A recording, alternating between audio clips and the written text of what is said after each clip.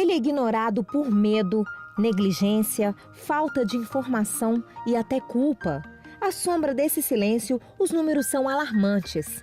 A cada 40 segundos, atinge uma pessoa no mundo. O Brasil é o 8º país com esse tipo de morte. Cada ato impacta a vida de pelo menos 6 pessoas. Está entre as 3 maiores causas de morte no mundo para quem tem entre 15 a 35 anos. A média dessa prática aumentou 60% nos últimos 50 anos. O suicídio existe desde que o ser humano existe. Nós temos relatos de suicídio nas mais variadas culturas, né? Na nossa cultura em particular, a cultura dita ocidental cristã, o suicídio aos poucos foi se tornando um tabu, um pecado, talvez o pior pecado de todos. Exemplos, por exemplo, que na Idade Média era proibido que um suicida fosse enterrado no cemitério cristão, que ele recebesse as honras fúnebres. Os vários estados começaram a criminalizar o suicídio. Quem tentasse suicídio, por exemplo, podia até ser, por absurdo que pareça, condenado à morte. Às vezes a família pediu o direito aos bens do suicida e vários outros exemplos que nós temos na história. É difícil ter uma explicação única porque o suicídio é multifatorial, são múltiplos os fatores. O que nós observamos, principalmente nos países em desenvolvimento como o Brasil, é um aumento da mortalidade por suicídio nas últimas décadas. Acho que são muitos fatores. Uma questão importante, eu acho, é a questão do laço social, que Durkheim já no século XIX falava sobre isso. Mais laços sociais uma comunidade tem, menores tendem a ser a mortalidade por suicídio. Então a gente pode especular, por exemplo, com uma explicação sociológica, cultural para isso, é que talvez as pessoas estejam cada vez mais sós na nossa sociedade, apesar de, paradoxalmente, parecer que as pessoas estão super conectadas, né? A sociologia, ciência que tenta explicar a vida social, também busca esclarecer o porquê do indivíduo cometer o suicídio.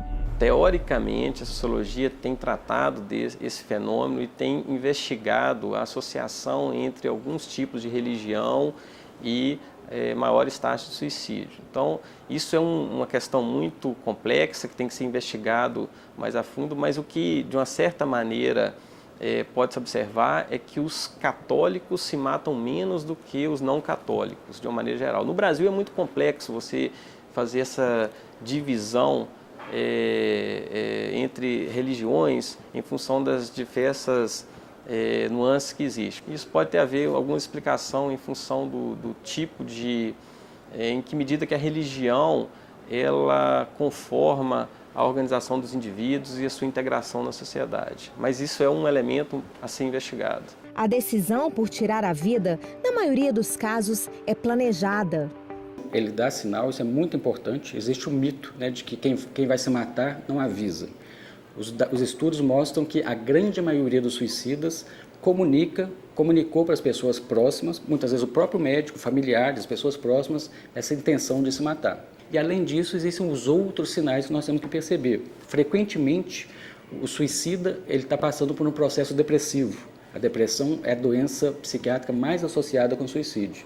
Então, se essa pessoa estiver desanimada, perdeu o interesse pela vida, não tiver planos de futuro, triste, chorando, nós temos que estar atentos a isso, porque essa pessoa, além de estar deprimida, pode estar com pensamentos e com planos de se matar. O tabu é uma das principais causas de suicídio no Brasil e no mundo. Quando nós não discutimos abertamente um assunto, quando nós não falamos sobre um assunto, jogamos para debaixo do tapete, nós estamos indiretamente contribuindo para que nós tenhamos esse número de suicídios que nós temos todos os anos. Então, falar abertamente sobre o assunto, em campanhas públicas, a mídia tem que falar sobre isso, tem que falar sobre a prevenção do suicídio, serviços onde a pessoa pode procurar ajuda, divulgar os números de uma forma clara, científica, aberta, né? Isso ajuda muito. A mortalidade por suicídio chama a atenção de pesquisadores e organizações internacionais. É um grave problema de saúde pública. Em 2006, o Ministério da Saúde publicou as diretrizes nacionais de prevenção do problema, mas muito ainda precisa ser feito. O suicídio é um assunto de saúde pública no Brasil e praticamente no mundo inteiro, né? No mundo são quase 1 milhão de mortes todos os anos por suicídio. Há um óbito por suicídio a cada 40 segundos. No mundo morrem mais pessoas por suicídio do que acidentes automobilísticos e guerras somados. Nos anos 90, a OMS, a Organização Mundial de Saúde, convidou os países membros a adotar estratégias de prevenção do suicídio. O Brasil foi um dos signatários desse acordo. Vários países estabeleceram suas estratégias para prevenção. Alguns desses países têm estratégias bem-sucedidas. A gente observa que alguns países desenvolvidos hoje têm conseguido controlar a mortalidade por suicídio e até reduzir a mortalidade por suicídio. No Japão, há 6 anos seguidos, a mortalidade por suicídio cai. Existem algumas diretrizes que foram publicadas em 2006 pelo Ministério da Saúde, mas que nunca saíram da gaveta.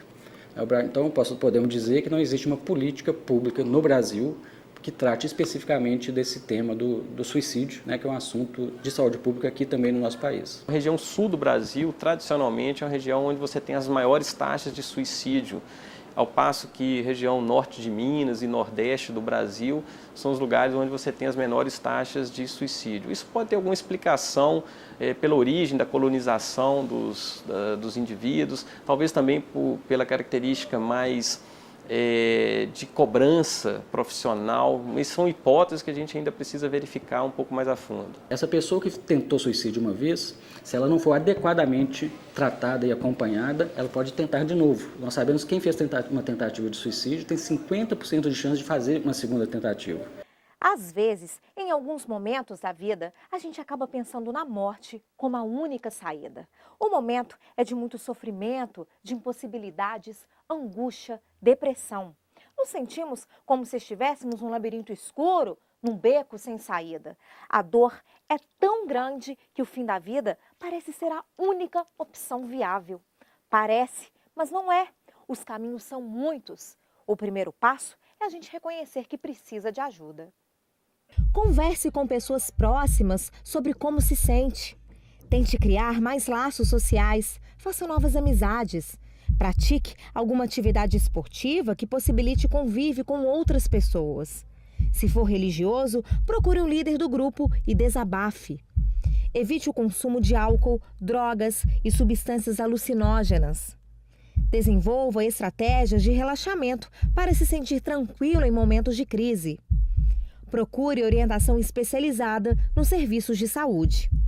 O Centro de Valorização da Vida é uma das associações que podem ajudar.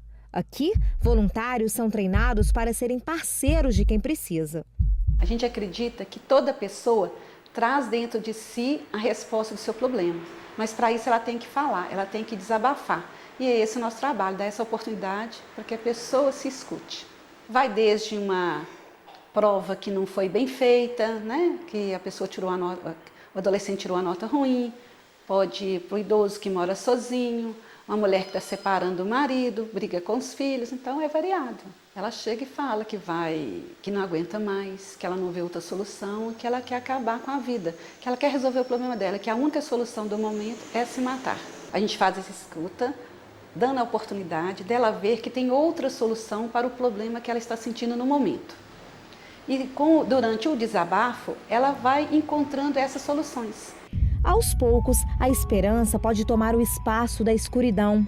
Assim, a vida vai ganhar valor e, o mais importante, a gente ganha valor diante da vida. A solução e a saída, logicamente que tem, né?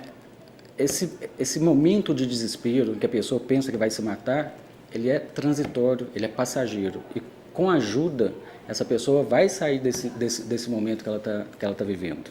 A ajuda existe, né? Ela tem que conversar, procurar os amigos, a família, as pessoas próximas e procurar ajuda especializada o mais rapidamente possível. Os tratamentos hoje são muito eficazes, são relativamente rápidos e em pouco tempo essa pessoa que está deprimida, está passando por esses momentos em que questiona a própria existência, pensa em se matar, rapidamente essa pessoa vai estar bem e voltando para a sua vida com prazer e com interesse que ela tinha antes.